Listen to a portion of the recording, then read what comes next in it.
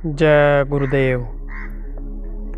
एक बार की बात है कि जब स्वामी जी महाराज सन 70 में साइकिल यात्रा निकालने वाले थे, उसके कई महीने पहले गोरखपुर में आ रहे थे तो राप्ती नदी के पास पहुँचे तो वहाँ कुछ देर रुके और बोले कि आगे सत्संग यहाँ मैदान में रखना। जहाँ संकेत दिए वहाँ राप्ती नदी की मुख्य धारा बहती थी। उस समय सबने स्वीकार किया।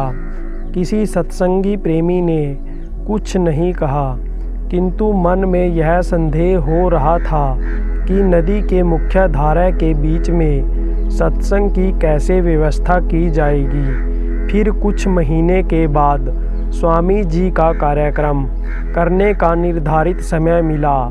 फिर हुआ यह कि उस साल राप्ती नदी में कटान तेजी से होने लगा और इस प्रकार कटान हुआ कि बर्ड घाट, बस डिपो तथा बिजली का हाई टेंशन ट्रांसमिशन टावर इत्यादि को नदी ने काट कर वहाँ धारा कर दिया और जहाँ स्वामी जी ने संकेत दिया था वहाँ पर मैदान हो गया।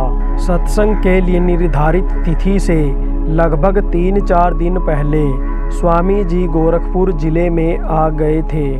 उस स्थान पर जहाँ सत्संग होना था वहाँ की ज़मीन अभी कीचड़नुमा गीली थी। स्वामी जी हजारों प्रेमियों के साथ वहाँ मैदान में थे।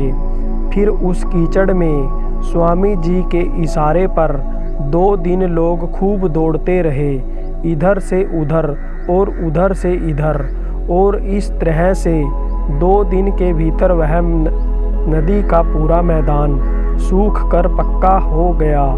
वहीं पर विशाल सत्संग हुआ। ऐसा मालूम होता था कि राप्ती नदी में नया शहर बसा हुआ है। वास्तव में प्रकृति सदा महात्मा के इशारे पर चलती है। यह यहाँ प्रत्यक्ष देखा गया।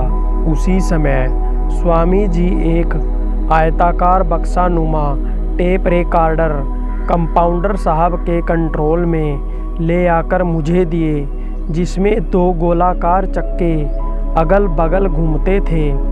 उन पर रील लगा रहता था और मुझसे बोले कि अब इसमें सत्संग रिकॉर्ड करो, फिर नोट करो। इसके पहले मैं सत्संग फाउंटेन पेन से कॉपी पर नोट किया करता था।